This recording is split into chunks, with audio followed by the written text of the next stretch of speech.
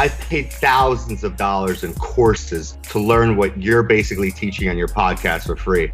What you're putting out there is so valuable. So, I just really want to acknowledge you, and I definitely send everyone to your podcast. You were virtually one of the first mentors that I looked up to and started following. You're always one step ahead of the game. So I just wanted to give you kudos and props for that, because lots of people are watching, lots of people are learning from it. Tucker and the whole TTM crew, Dan and Chris, thanks so much for your support. I love what you guys do, and a huge, huge fan. Having this support's huge. So I'm grateful for that.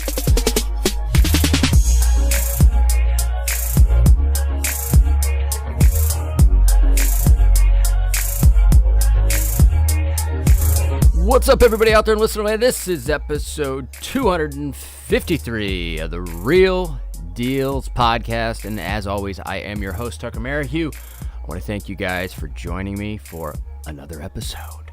Hey, real quick, I want to thank all you guys that reached out to me after last week's show.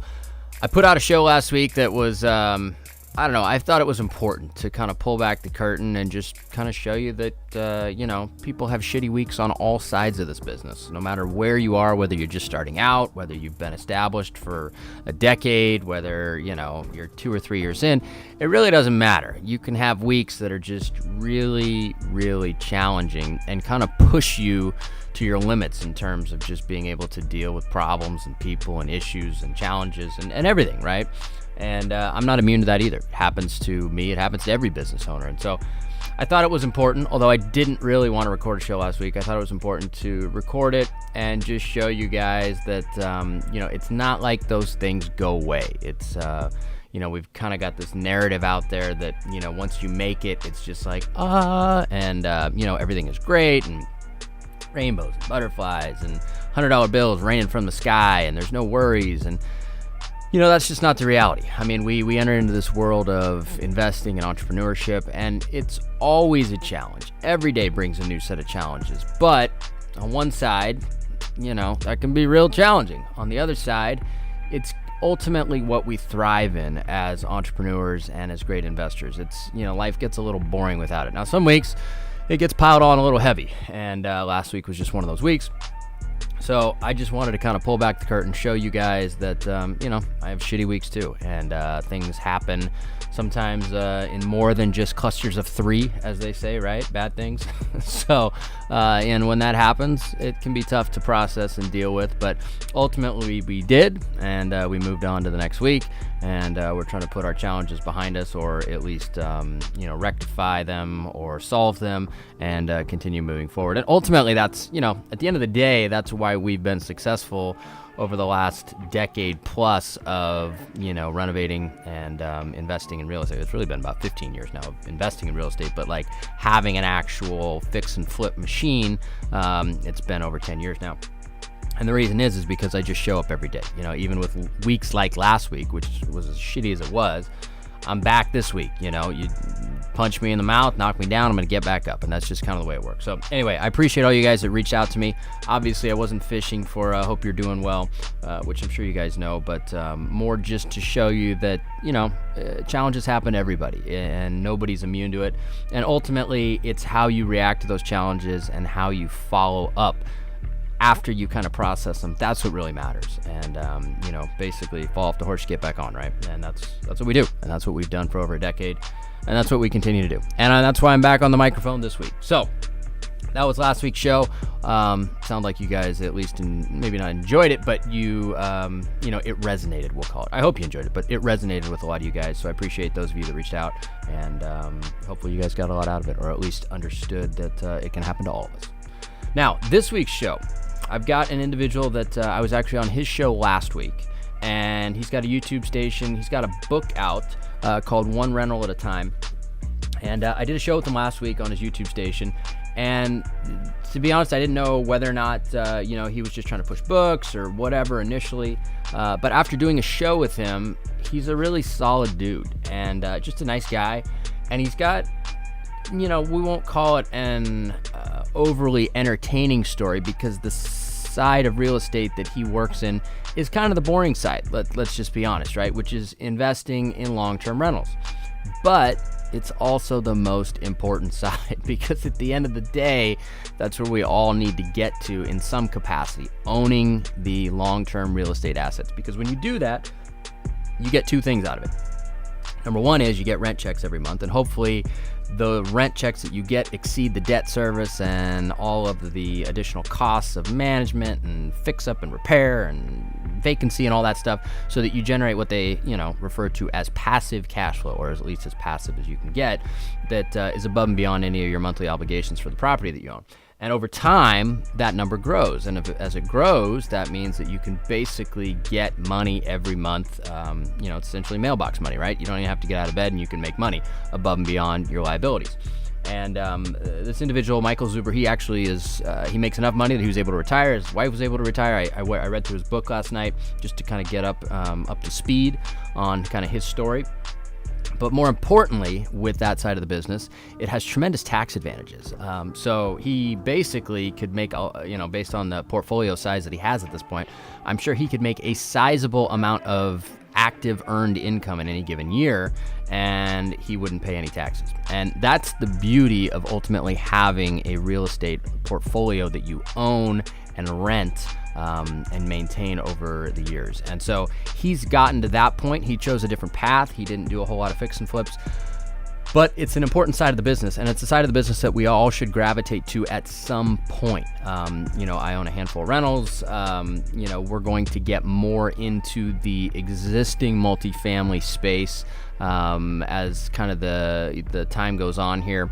Probably not heavily this year, because we're very heavy into some big projects that we got to clear the deck with, some high dollar stuff that we're doing. But once we get through that, I'm flirting with the 20 unit complex right now that could be a good acquisition for us. And we're just basically going to deploy our marketing machine that we do for the single family world. We're going to deploy it into the multifamily world, and we're going to start adding units to my own portfolio as we kind of head into next year.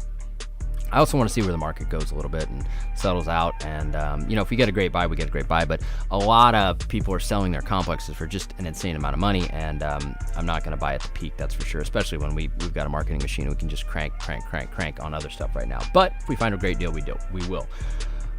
But I wanted to kind of expose you guys to the other side of the business, because I think it's important. It's not sexy. It's not super exciting. But at the end of the day, when you go to do your taxes, I'll tell you what, it's sexy and exciting, because the tax man, you owe him jack diddly, if you've got a portfolio, that's a decent size, because you can offset essentially all of your active income, or at least most of it. That's the idea. And you pay virtually no taxes. And that's the game. That's how the game is played. And so Michael's acquired quite a few doors.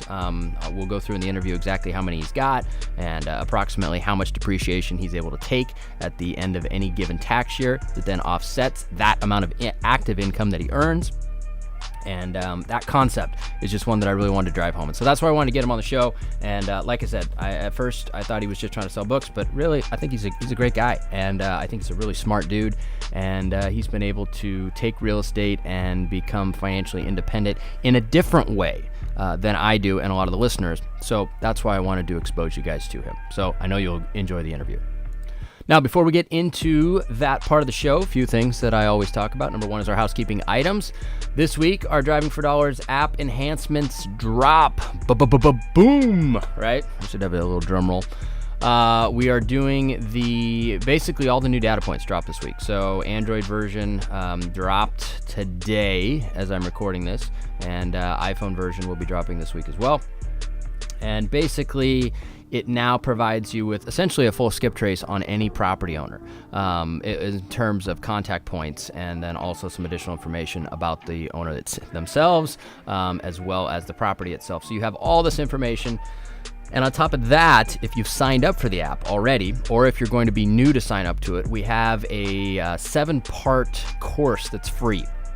So as soon as you sign up for the app, it automatically deploys the course to you, and it's in 7 steps. We broke it up into 7 different kind of bite-sized chunks to kind of really dive into how you can use the different contact points that the app provides you in order to market, to get the phone to ring, to get potential sellers calling you and saying, hey, I'm interested in selling my house, because that's what this business is all about. It's about lead flow. And so we want you to be able to maximize your lead flow from the contact points that the app now provides, and then also be able to kind of qualify your leads a little bit based on the supporting data that it provides in the skip trace as well. So This is a game changer, folks. This has been a long time coming.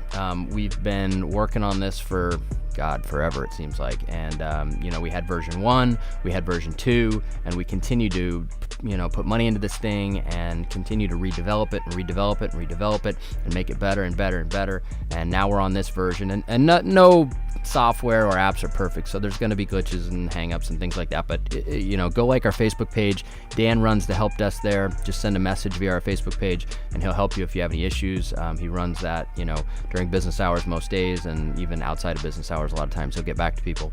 But it is running pretty damn smooth, and it's pretty slick. And so basically you can get a full skip trace on people in terms of the contact information anyway. You can then run all kinds of marketing campaigns to them, and all you got to do is go to the iTunes store, Google Play Store.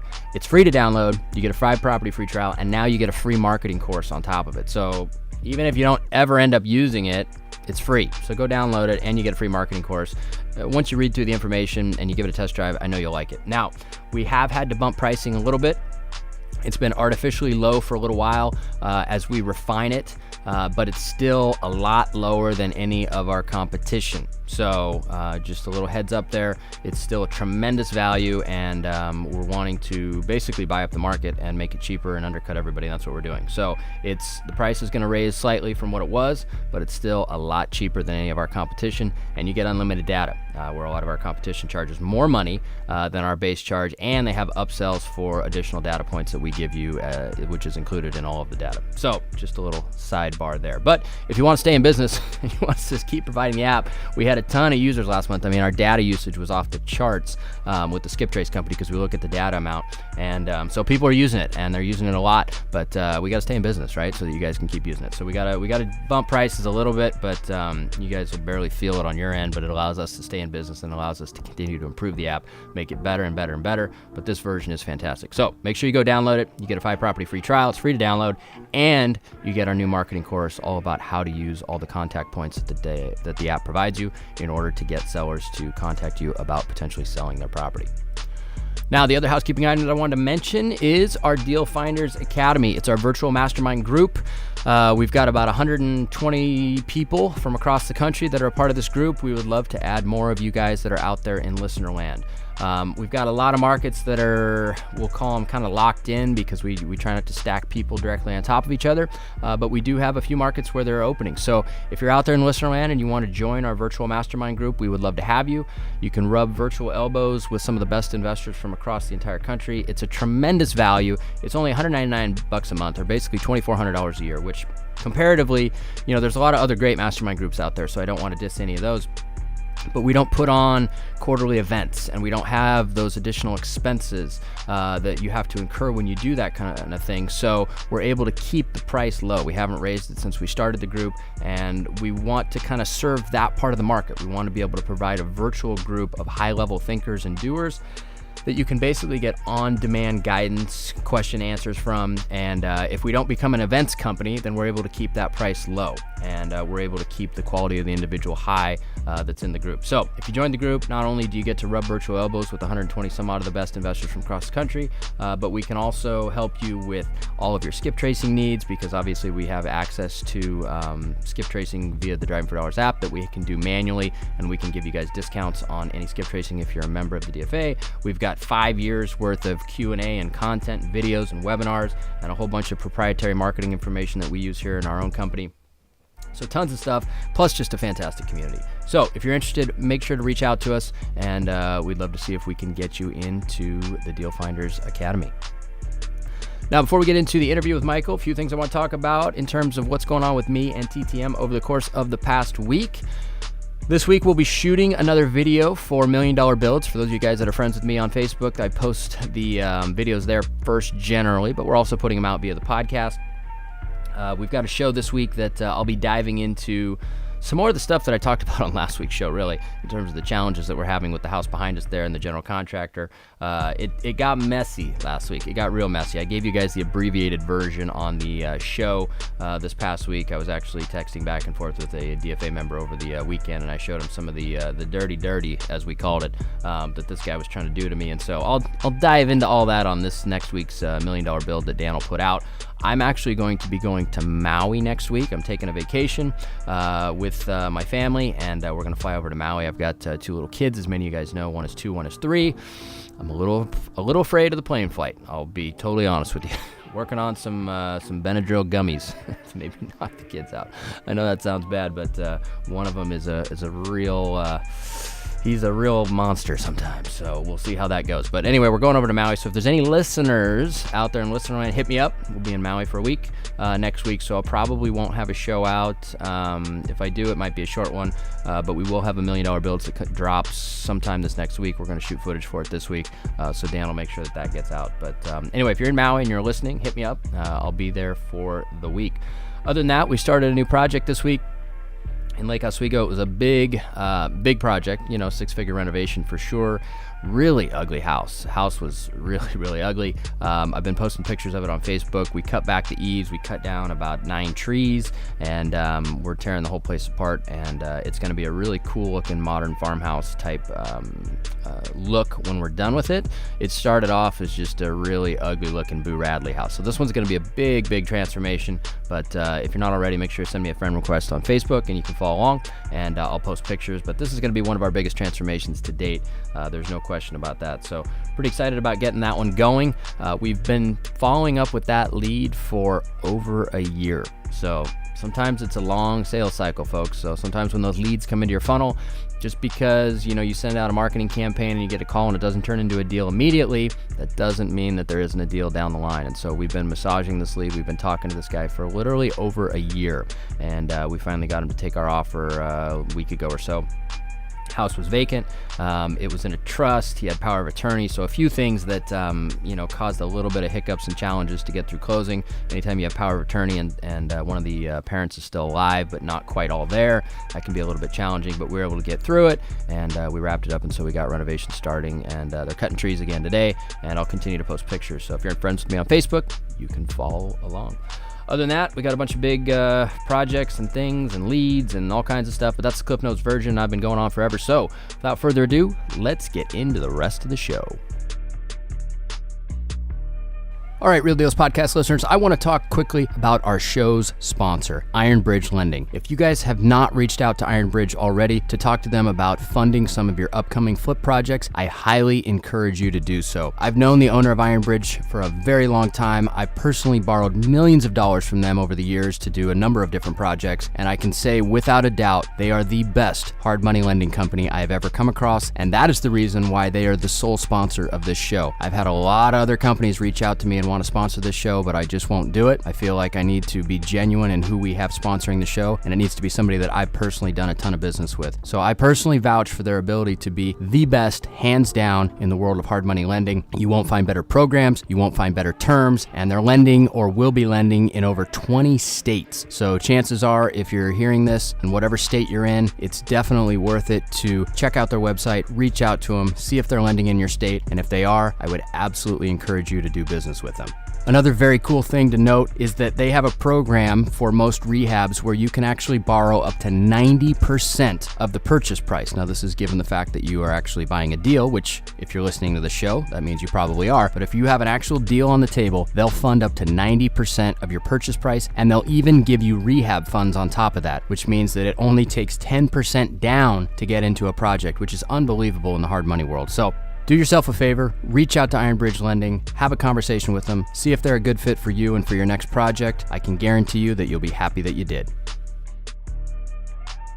All right, everybody out there in listener land, I've got a great interview for you guys this week. I'll give you a little background on the individual, and then I'll give you who it is. So he is a buy and hold investor, mainly. He recently converted to a full-time real estate investor, although he's been building his portfolio for many years. And very impressive portfolio, nonetheless. He recently released a book called One Rental at a Time, which I read last night, and I told him before we started recording while my wife was watching The Bachelor, which is garbage TV. But I got a good amount of his book read in that amount of time. And he also started a YouTube channel where he's putting out content, interviewing other real estate investors, myself being one. I was on last week's show. So without further ado, I'd like to welcome Michael Zuber to the show. Welcome. Hey, Tucker, thank you very much. And I'm honored that you got through the book yesterday. That's very nice to hear. Well, it was my pleasure. I also forgot to add that you likely pay $0 in taxes every year based on the way that you that was part of my intro that I forgot. So That's okay. It's very true though. yeah. Well, it's an important point, right? So let's dive in here, right? I read the book, kind of followed your journey, but it sounded like I want to kind of go back to the beginning, right? Mm-hmm. It sounded like you were in the world of software. That was kind of your, we'll call it corporate life, right? Or your other life. Where did the fork in the road start from just being content with working that job to then being like, well, maybe I'll give this real estate thing a try at the same time? Because I know those worlds ran parallel with each other for a long time. Yeah, that's a great question. Nobody's asked me to sort of go back and revisit that. And really, it's kind of a twofold answer. So I grew up in a family that didn't have much, right? I remember money being a stressor, right? When we had money, everybody was happy. When we didn't have money, everybody was miserable, and we didn't have money a lot. So, to that end, I've been a hustler since I was 12. I worked under the table because you can't be a 12-year-old and get a job. So I worked under the table. I've had multiple jobs through, high school and college and the like. Fast forward into my 20s, I get into software. I'm what in software is called a pre-sales engineer. I proved to be very good at that. That ultimately leads to a software sales job and ultimately management. What that really means is through my 20s, I made more money than I probably should have. Right? I had good W-2 years, but I got to my 30th birthday. I don't know if it's a big one for you, but it was a big one for me. And I sort of sat back and said, wow, well, congratulations, you made X, but you've got nothing left, stupid. And oh, by the way, when you look up in sales, people that are 40 and 45 and 50, at least in my industry, they're generally not healthy. They're generally on their second or third marriage because it's a hard life, right? You're stressed. You're traveling all the time. It's 90-day cycles. You have a quota. You can get fired at the drop of a hat. And, I knew that I didn't want to do that for 20 more years. So I scurried off to the bookstore, tried to find something that made sense, gravitated to real estate right away. And given I didn't have a lot of time, as I try to document in the book, landlording or buy and hold was my only answer. I couldn't flip. I couldn't wholesale, right? I had to buy and hold and then implement with property managers a process. So that was the short answer, is just I knew I couldn't do what I did for another 20 years. It didn't look healthy. And of course, I've always had a problem with money. I always want just that security, right? When you grow up in a family where it gets ugly quick, you realize that you want to have a reserve and have enough income coming in so that money is not a stressor for your family as you're, a man with a wife and a daughter growing up. So that's kind of a long-winded answer. I hope I answered it. No, for sure. And so just to kind of give a frame of reference, what year was that you decided, or that you went to the bookstore? Let's call it 2003. Okay. So we're talking pre-real estate crash. This absolutely. This was a whole another era of real estate that most people that listen to my show and that, I've talked to, there aren't many that were involved in real estate prior to the crash. I mean, there's some old school guys, but there's been a whole new wave of people that have gotten in and since, call it 2013 forward, right? Or 2014 forward. So this is basically, I bought my first house in the end of 2002, beginning of 2003. So basically the same type of era, which if I remember correctly, it was, it wasn't a hot market. It wasn't a cold market. It was kind of in between. But then it rapidly accelerated come mid 2004 into 2005 and then on up. So it was kind of right before the big, the Big Short was a little longer, a little further out, but it was right before the big run up. So we're talking pre-crash. So when that, I guess from there, you went and got the book or a book on real estate. Did you kind of just hit the ground running? What was your first what was the first property? How did that all play out? Yeah, so it's kind of a longer answer, right? So how did it play out? So, you got to remember, right? The web wasn't really the web back in 2003. Amazon wasn't there. So you had to literally go to a bookstore. So I bought dozens of books probably in the span of 60 days. I traveled on airplanes, so it was just how I passed the time. So I read a lot. The answer that I got from the books was invest 30 minutes from home. I happen to live in the Silicon Valley, and it's never made sense. I spent a year every weekend for 52 weeks in a row trying to find that magic street where I could cash flow a rental property. It just didn't work. At that time, we sat around the kitchen table. My wife, Olivia, who's far smarter than me, said, well, why are we doing this? Why don't we look outside our backyard? I'm like, that's what the books say. Come on, do that. And she's like, no, you use your criteria, go out. So we ended up going to Fresno because I wasn't comfortable getting on an airplane. That was the one thing, right? Because we could have gone to Texas or Arizona or anything like that. But I'm a control freak, type A. I wanted to go see my stuff. So we find Fresno, and I buy the first property on Norris Drive because it met the 1% rule, which I followed back then, which it was 107 grand and it rented for 1,100. I remember putting 20% down just because what you did, right? I mean, everybody, got an 80% loan at the time. So that was the first deal. Norris Drive. What, I'm assuming back then it was your acquisition strategies were fairly unsophisticated. I mean, it was probably just looking on the MLS, right? I mean, that was kind of the game plan. Yeah. I mean, from 2003 through most of the crash. So you think 14, I bought everything out of the MLS. I didn't have a team. I didn't have a resource. Wholesaling really wasn't a thing, or at least I didn't know it as such. I didn't really have anybody feeding me. I had no bird dogs. I was a guy that got up at 5:30 to 5:45, spent an hour online, trying to find the next deal. Right? I did two things really well. I found deals and I secured capital. I outsourced everything else: property management, repairs, walkthroughs. It's just I didn't have time. Right? I was working 68 hours a week, and most of the time I was on the other side of the planet. But you know what? The internet works there too. So I just found deals. Everything was out of the MLS through 14, except for two deals. One at the height of the crash, I bought on an auction site, auction.com, and the other one, a bank president brought it to me because I was fixing the building next door. Gotcha. Yeah, they. I mean, back, let's call it 2010, 11. Buying off MLS, although fairly unsophisticated, was very effective, right? Because there was nobody doing it. I mean, I remember, we bought REOs for different reasons. You bought them to buy and rent. We bought them to buy and flip from end of 2008 until probably about 2011, before they really started getting bid up. But all we were doing was basically looking on MLS. But back then, Redfin wasn't even a thing. So we had to rely on there was an outside party that created this website that basically aggregated data from MLSs, and it showed all the REOs that came on. And so I subscribed to that service, and I looked at, basically could look up REOs that hit the market via that. And we made offers that way. And as unsophisticated as it was very effective. And had I known, and I looked at it from a little bit longer term perspective, I mean, we could have bought rentals for days with redevelopment possibility, multi-units for nothing. I mean, it was kind of a missed opportunity. We took advantage of it, but we really missed a big opportunity there to buy a lot of stuff that we could have kept. And it sounds like you were a little smarter than me in the fact that you bought a lot of stuff kept. I just attacked it differently. I don't want to say I was smarter. We both saw the same opportunity, right? You didn't have to do anything. From 2010 through at least the early part of 12, the MLS was a gold mine. They were literally gold bars just laying in the MLS for anybody to pick up. The problem was lending stopped. And oh, by the way, the buyers stopped. So you had to get creative, right? I bought everything right through 2008 with a standard, 30-year fixed loan. Maybe I had a 10% second. But again, all bank financing. Now, the crash happens. A year goes by with the crash getting worse and worse every day. Lending stopped for me. So I had to go find hard money. I had to go find private money.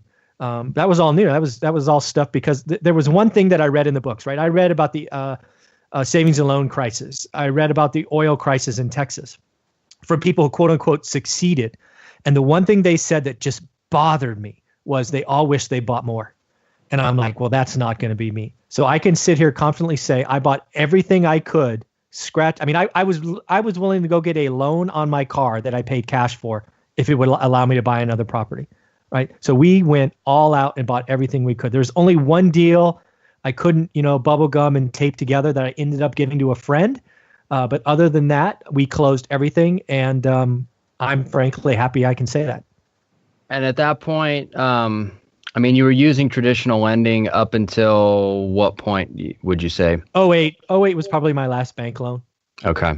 And then from there, there was one quote in the book before we get into kind of fast forwarding to how that's changed and where you're at today. There was one quote in the book that I actually thought was really good. It was probably the best thing in the whole book to me anyway. Different things mean different things to different people, right? But to me, there was a quote that was, it said 1 to 4 units, and this was a big epiphany for you. 1 to 4 unit properties are about the borrower, and 5 unit plus properties are about the property's ability to repay, not the borrower's, right? Absolutely. I read that and I was like, you know what? That's a really smart thing. Like, I mean, I've thought about it, but never put it into words. And it sounds like that was something that you kind of stumbled across, along your journey. Yeah, I didn't know. I mean, I didn't know going in. And that really comes at a pretty critical piece of our story, right? We get to 2008. The world has not ended yet. However, we're trying to buy the 9th deal, and my silly brain won't let me buy a negative cash flow property, right? Because, for example, that property I bought in Norris Drive for 107, we ended up selling at this time for 263 or 265, but it rented for 1100, right? It just doesn't make logical sense. So I'm struggling, right? We want a 9th property because you can't do anything, on 8 or whatever it is. And then we go to multifamily and look, for 5 to 20 because it was different. And again, we sold that property for 263. We bought a 5-unit building for 223, so 40 grand less, that had 3 times the income. I mean, yes, please. Can I do some more of that? So we 1031, which is a tax deferred exchange, moved all of that artificial equity that was run up in '08 into apartment buildings that were cash flowing monsters. And we hit out in apartments, right? We went from 8 to 80 units in about a year. And, life was good when the market rolled over. So, in reality, we were lucky, but, we had a buying criteria and it just wasn't going to work. So we had to find something else. I had no idea how bad it was going to get. I just knew I couldn't buy that 9th one. Yeah. Yeah. It's crazy how much opportunity was around with the multi-unit existing construction stuff about that time. Looking back, I mean, I remember the second flip property we did, it backed up to a 4-plex. And the 4-plex had gone vacant, and there was literally a trash heap in the parking lot that I paid for to get rid of so that I could sell my flip on the other side.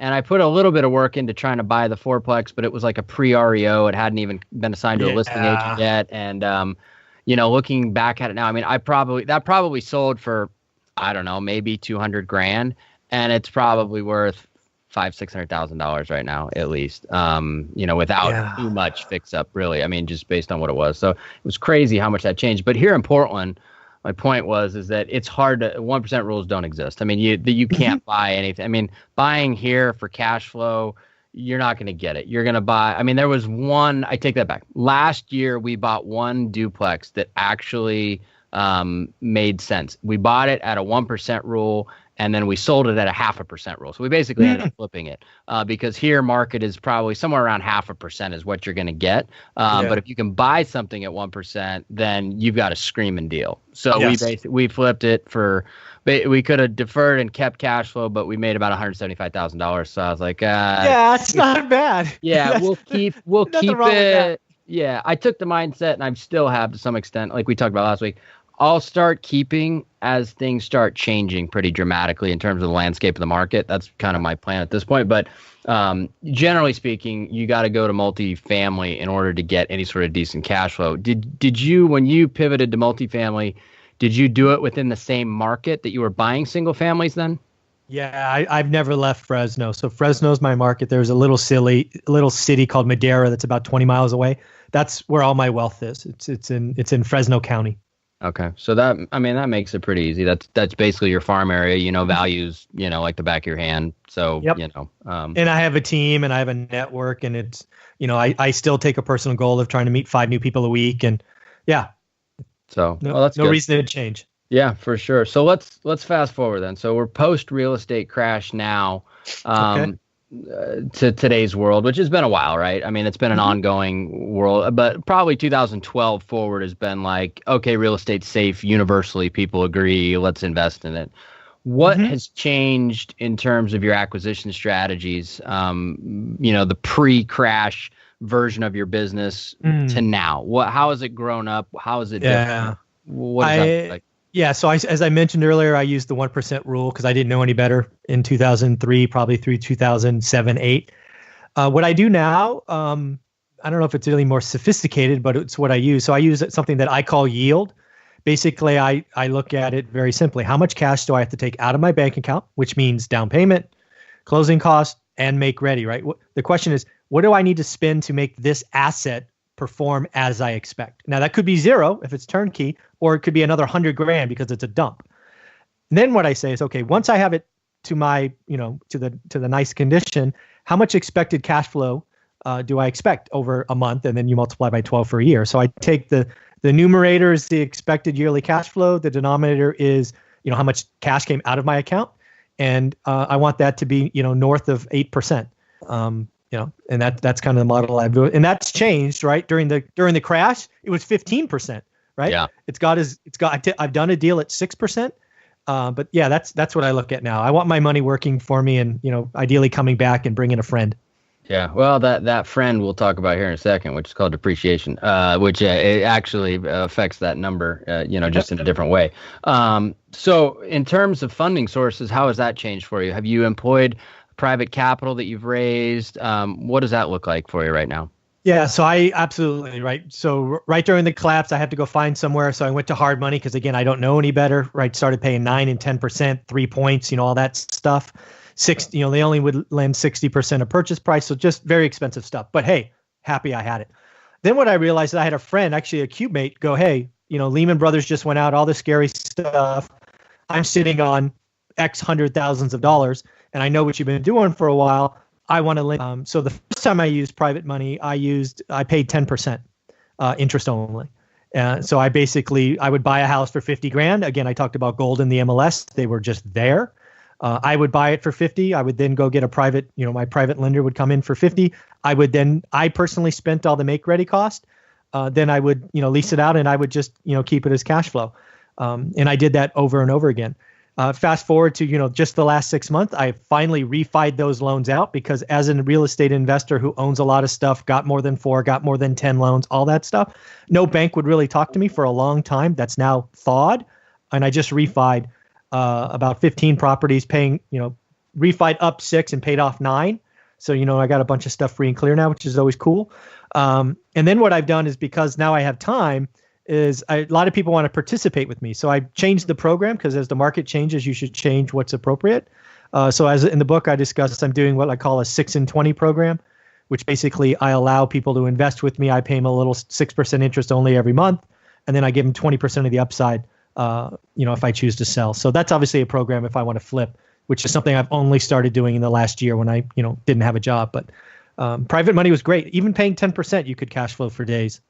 Yeah, absolutely. I mean, private money has been, it's a big factor whether you're doing your business or whether you're doing my business. It really, absolutely. I mean, it unhandcuffs you tremendously. And even if you're paying, higher than bank rates for it, the ability to deploy it and to use it on a whim. I mean, it's, literally, I could get $300 to $400. I get $500,000 with an email today if I wanted to. I mean, you can't do that with a bank. I'm trying to get my new line of credit in place for my primary residence because that's how I operate. It's paid off, and I use a line of credit. But even that, a house is worth almost $3 million. To get $1 million line of credit, it takes an act of God and 8 million pieces of paperwork and this and that. And it's like a 30% LTV, right? But private money, it's like boom, no problem. Yeah. Email done, looks good. Secure the note, deed of trust, done. Simple, easy peasy. Yeah. Private money changed my business. It allowed us to take advantage of that collapse because, again, think about what I did. I could recycle my capital over and over and over and over. Right. So I used that same 50 grand like 20 times. Right. So it was very powerful. I would not be where I am without private money for sure.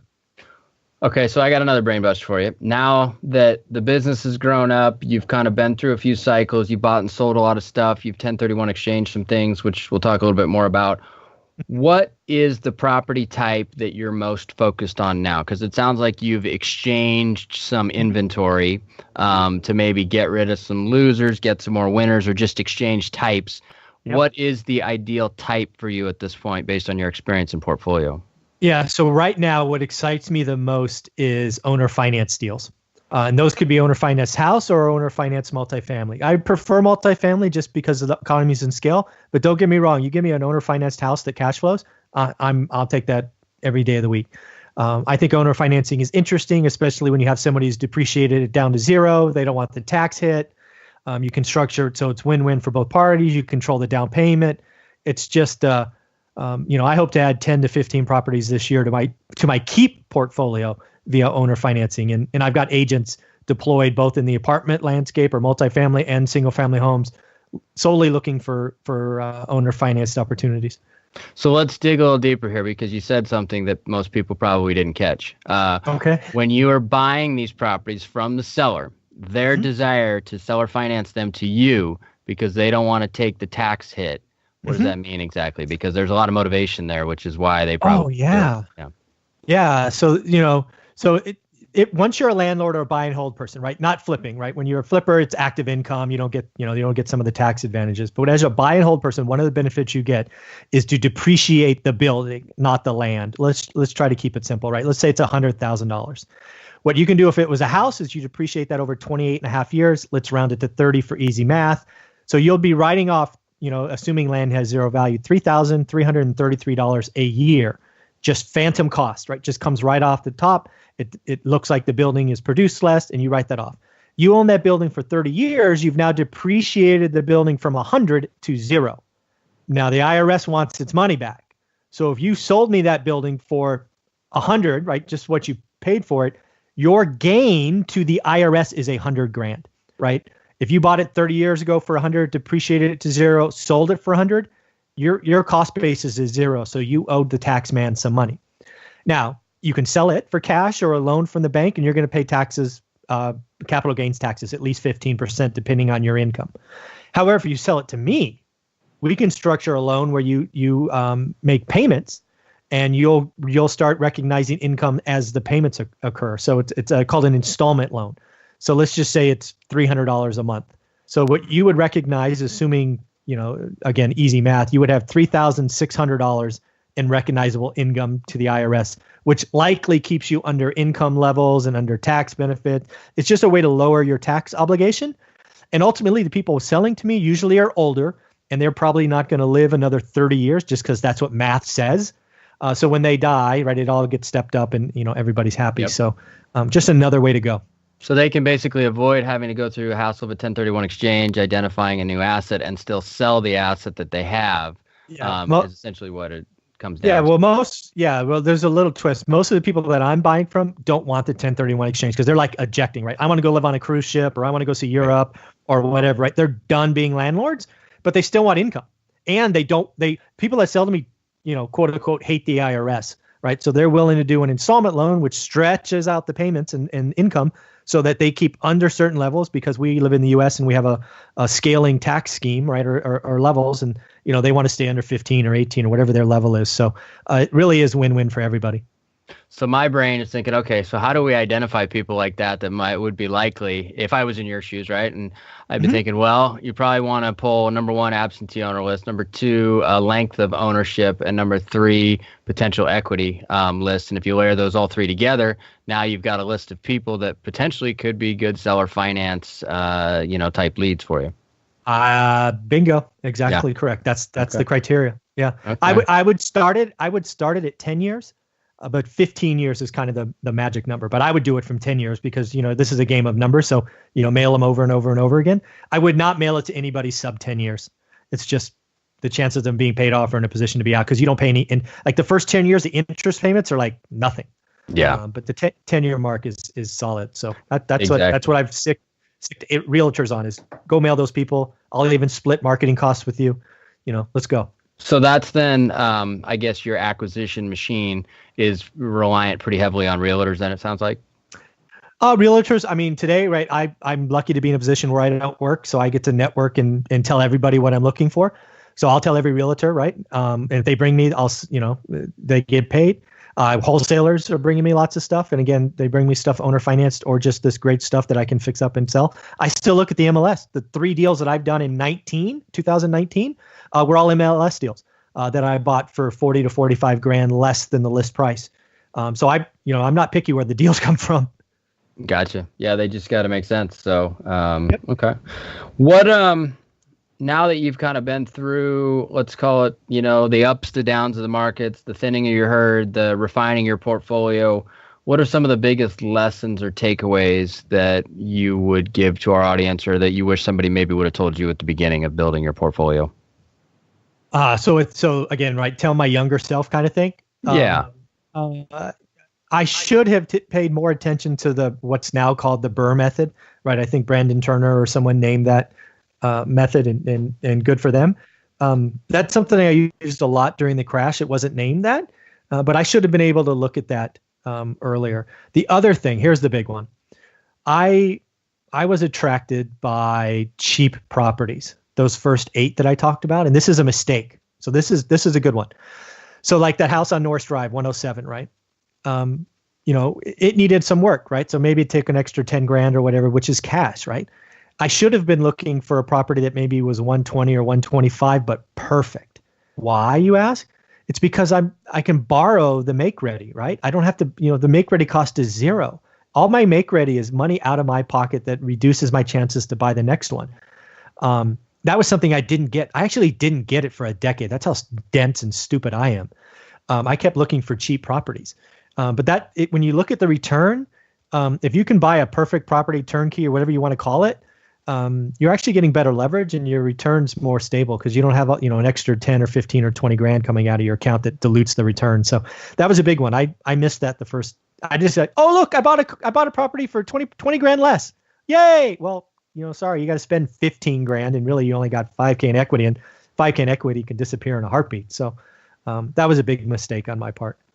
There was a guy that we've wholesaled a number of properties to over the year, and years, plural, I should say. And his favorite thing is cheap. It doesn't matter. And I think that's just a universal investor characteristic. But cheaper is better. He the other outside factors he didn't pay attention to. Sort of like what you're saying right here. So if it was a cheap piece of shit somewhere, the cheaper the better. If the number was lower, the better the deal sounded to him. None of the other stuff mattered. When the reality is that there's so many different layers that you need to look at and pay attention to. It also applies when you're buying rental properties. Yeah, again, you remember who I'm talking to, right? I'm talking to the busy full-time employee who's got a full-time job. This is their side hustle or whatever you want to call that. I can tell you this month. Let's say the house is worth 150 grand all fixed up. If you buy that house for 120 grand, but it takes 15 or 20 grand in, your return is less. Trust me. Buy the perfect house. Now, if you can buy the 150 house for 75 and it needs 15, go nuts. But I unfortunately was not getting that kind of discount when I started, and thus more cash came out of my account than it should have. Yeah, there's definitely a return on equity that you should get for work done. And I think that sometimes when people get into the landlord game, they don't pay as much attention to that as possible. When you're in the flip game, you can't help but, it's like a focal point, right? Because you're trying to create margin in terms of what you owe versus what it's worth. And that's that equity spread in between. And so when you transition from flipper to landlord, that's been so ingrained for so long that you can't imagine doing $40,000 worth of work to have 10 grand worth of equity, regardless of the cash flow. It's just hard to do, having been in that position. No. It's a great skill that you have. Frankly, there's lots of things that you're doing in your business that will serve you very well when when you really double or triple down on landlord, right? The ability to find and identify motivated sellers, that doesn't go away. Right? Just because you're not, suddenly a landlord predominantly, that doesn't go away. That is the number one skill I wish everyone could go find or create or practice, is finding and talking to motivated sellers. It all starts there. It all starts at the purchase. After that, it's, how you run your shop, run good business, take care of people, do what you say you're going to do. It's all kind of blocking, tackling, but the unique skill that you have, and I've seen, and you talked about it on mine, is, finding motivated sellers. You're going to be wildly successful. Yeah, it's a heavily transferable skill set, we'll call it, right? In varying parts of real estate investing, whether you're trying to find RV park owners, storage unit owners, land that can be redeveloped, multifamily owners, or single family. It really doesn't matter. It's just all about how do you start a conversation with somebody who owns something that you want to buy, right? And that's well said. Yeah. So, having also read the book last night, I'll go back to it. Now you've transitioned. I've been in this world of I can do whatever the hell I want, whenever I want, for many, many years. And obviously I work a lot, but that's because I like to, and building the business that I have is something that gives me joy. And we kind of talked about it last week a little bit. The beauty of real estate is you can kind of dial it back, or you can kind of push forward depending on your chapter in life and your other obligations, whether it be family or otherwise. Mhm. It appears from after reading it that you're kind of in that transitionary point where you've quit your full-time job. I believe it was last year. You've Yep. gone full-time into real estate investing. So now, the financial piece is taken care of in terms of the absolute needs, right? So Yep. now it's, what do you do with your time? So Yep. what are you going to do with your time?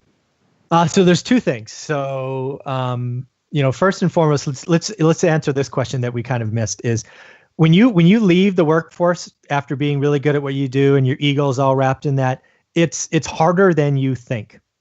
I went through 2 days of being wildly excited. I now call it the sugar high.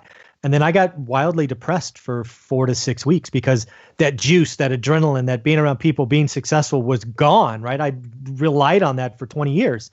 So I had to find something else to do. Real estate was always there, was always a side hustle, but it was never a full-time thing, right? I never spent more than like 60 minutes on any day, right? So it's never going to fill my day. So I had to find something else to do, or I was just going to be a schmuck and go back and get a job. So it would fill my day. And that would have been a complete failure. So what I did is I said, okay, well, you kind of got this landlord and you got your portfolio down.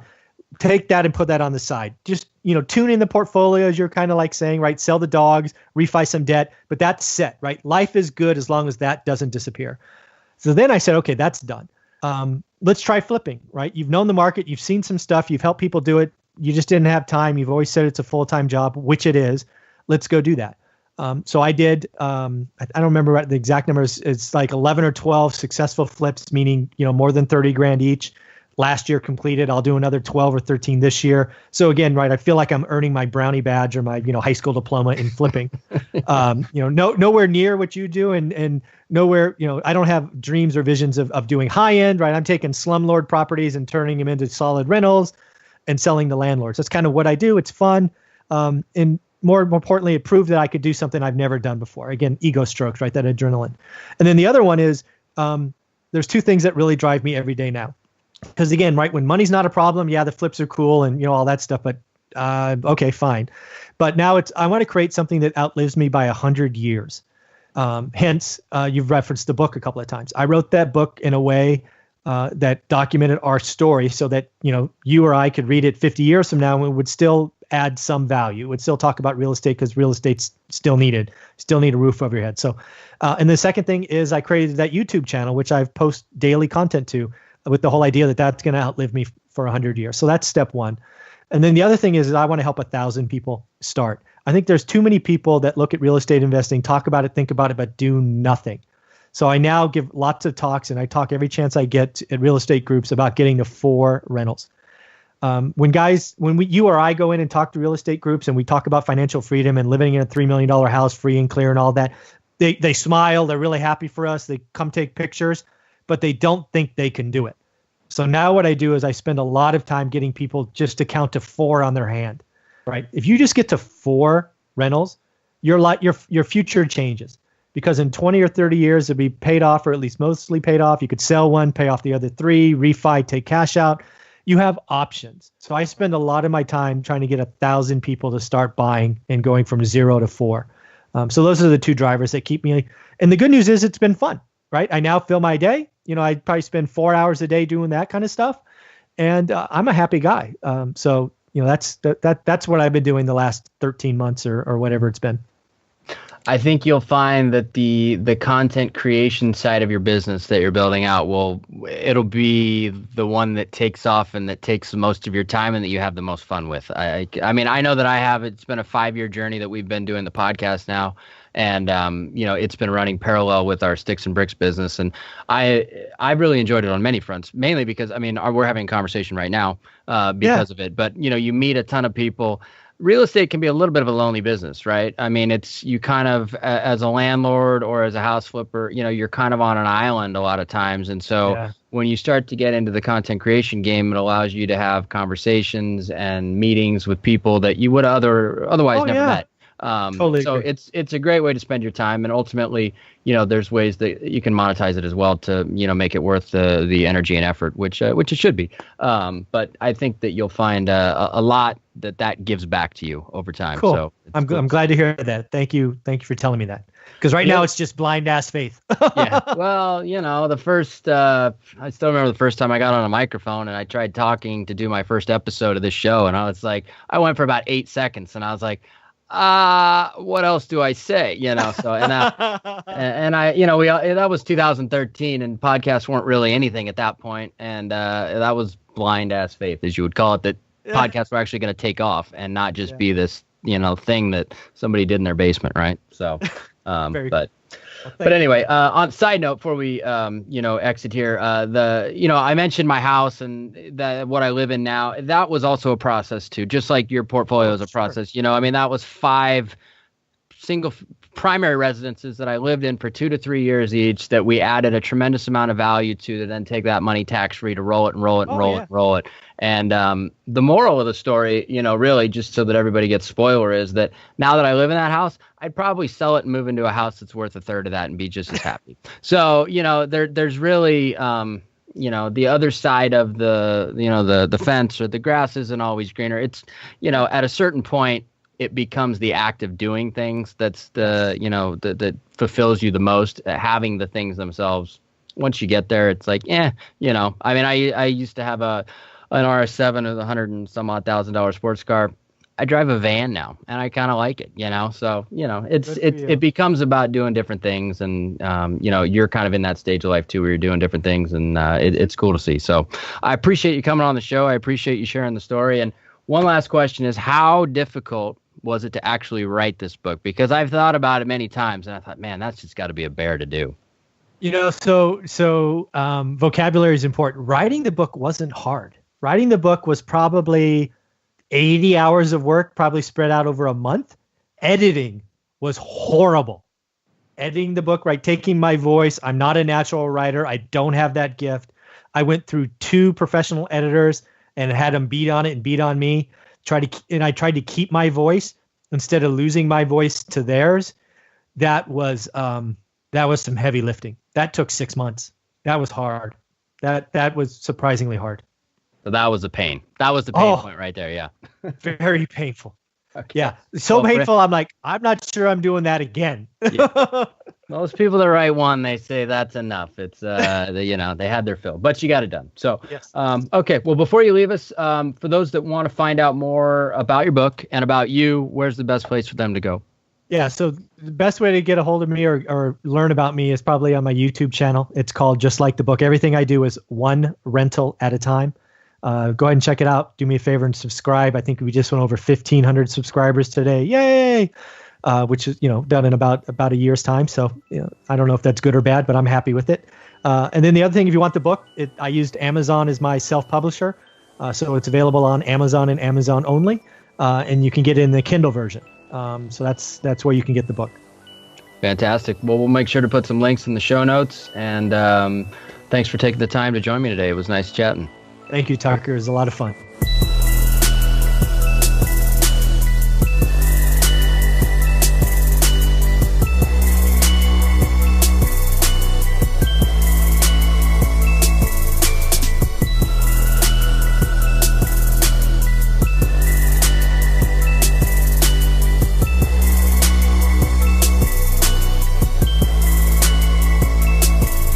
All right. What'd you guys think of that interview with Michael Zuber? Pretty good guy, huh? And like I said in the intro, after being on his show and having him on mine, I can say that he's a solid dude and he knows what he's doing, that's for sure. And he's built quite an impressive portfolio, especially considering that he did it while having a full-time job during virtually all of it up until now. So if you want to learn more about the landlording facet, portfolio building part of this business, feel free to check him out. We'll have a link in the show notes to his YouTube page. And I actually was on his show this past week. So all-around good guy, and he knows his stuff in terms of the rental side of the business. There is no question. And there was also a few little golden nuggets that we explored in that interview, so hopefully you guys picked them up. Now, before I leave you this week, I want to leave you with a closing success quote. And this week's quote is, it goes well with the fact that we're doing a landlord show, since most landlords are pretty good at negotiating, right? They're kind of the typical, well, I wouldn't say typical. We're all typical in terms of investors and being cheap. But I thought this quote played in really nicely. And the quote is, "In business, as in life, you don't get what you deserve. You get what you negotiate. All right, guys. This wraps up episode 250, whatever it is. I'll see you all next week.